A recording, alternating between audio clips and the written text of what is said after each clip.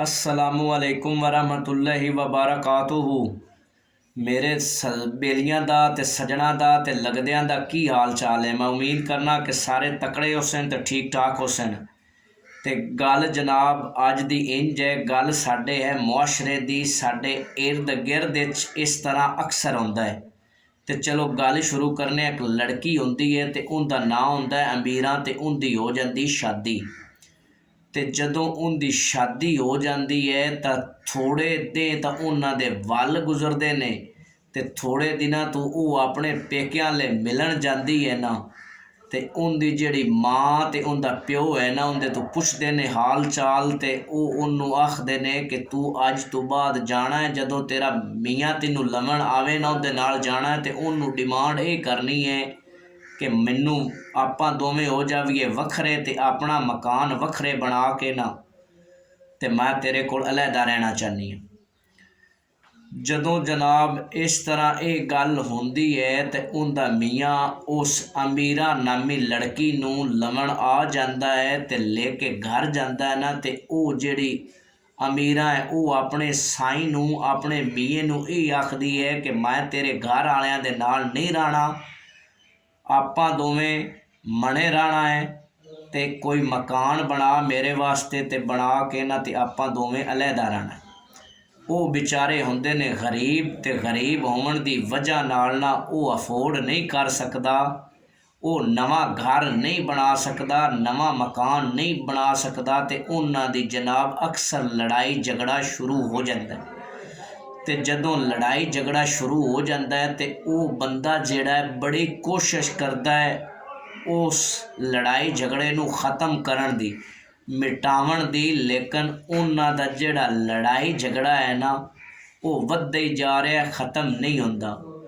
ते मुख्तसर जनाब वो जिहड़ी अमीरा नामी लड़की होंदी है वो लड़ के अपने पेकियां ते आ जाती है, ते वो बंदा फिर भी बड़ी कोशिश करता है मनावन दी, लेकिन उनका माँ प्यो जिहड़ा उस लड़की का होंदा है वो आंदा है कि उस वेले तक तो असी इनू टोरना ही नहीं, तेरे नाल असी गलना ही नहीं, जितन तक तू नवा मकान इनू ना बना के देवें ते अलहदा ना होवे। वो जिहड़ा बंदा होंदा है उनदे कोल इतनी ताकत ते हिम्मत नहीं होंदी कि वो अपना नवा मकान बनावे ते उनदे विच वो दोवें मियाँ बीवी रहन। वेला लंघदा जाता है ते जदों उन्हां दी शादी नूं 1 साल हो जाता है ते उन्नू मुंडा होंदा है, उस अमीरा नूं मुंडा होंदा है ते हुंदा भी पेकियां लई है। ते जनाब वो जिहड़ा बंदा है जिंदे नाल उनदी शादी होंदी है मुड़ कोशिश करता है भी साडी सुलह हो जावे, लेकिन जिहड़े उस अमीरा दे घर वाले ने वो नहीं मनदे, उन्हों नहीं टोरते। वो आंदे ने कि जितन तक तू नवा मकान नवा घर ना बनावें उतन तक असी तेरे नाल अपनी धी नूं नहीं टोरना।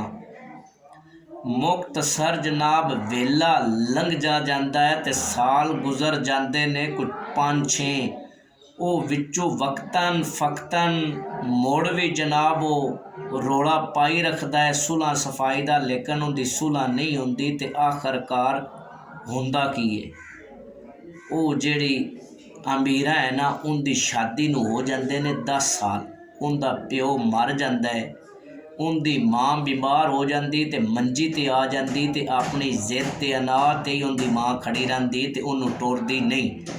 विचों अमीरां दा दिल बनता है भी मैं अपने मिये दे नाल वग जावां ते सुलह हो जावे मेरी, लेकिन जिहड़ा उनका माँ प्यो ते बिरा होंदे ने वो सुलह नहीं होवन दिंदे। ते मुख्तसर नतीजे ते पहुँचने जनाब कि हुंदा की उनकी माँ तो लाचार हो जाती है, ते वो जिहड़ी अमीरा है 10 साल का अरसा गुजर जाता है ते उन्होंने बिरा ते जिहड़ियां उनदियां भरजाइयां ने वो भी मेहने ते ताने मारदियां ने, ते उनके जिहड़े घर के हालात हैं पेकियां ले बड़े खराब हो जाते हैं, ते बड़ी वो दुखी ते मुसीबत चुंदी है। ते मेरे दोस्तों गल करन दा मतलब ये है, थानू इहदे ते 2 मतलब समझाने ने।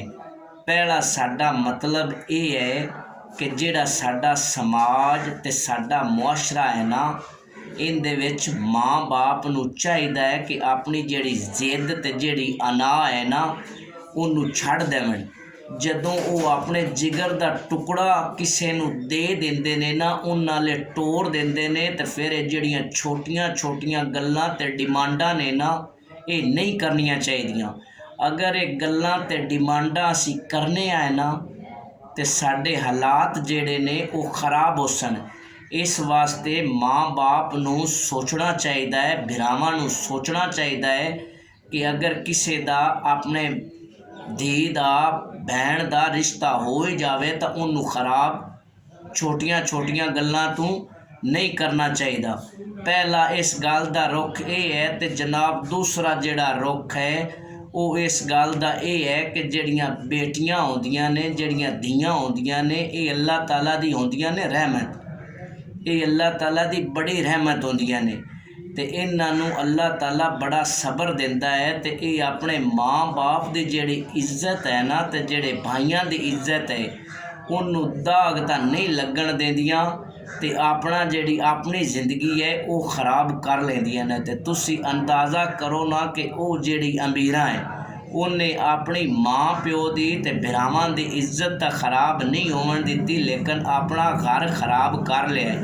ਤੇ ਇਸ ਵਾਸਤੇ ਧੀਆਂ ਦਾ ਬੜਾ ਖਾਸ ਖਿਆਲ ਰੱਖਣਾ ਚਾਹੀਦਾ ਹੈ, ਤੇ ਇੰਜ ਸਾਨੂੰ ਨਹੀਂ ਕਰਨਾ ਚਾਹੀਦਾ, ਕਿਸੇ ਦਾ ਘਰ ਨਹੀਂ ਉਜਾੜਨਾ ਚਾਹੀਦਾ। ਤੇ ਦੋਸਤੋ, ਅੱਲਾਹ ਤਾਲਾ ਮੇਰੇ ਦੋਸਤਾਂ ਨੂੰ ਆਪਣੀ ਹਿਫਜ਼ੋ ਅਮਾਨ 'ਚ ਰੱਖੇ। ਅੱਲਾ ਨਿਗਹਿਬਾਨ।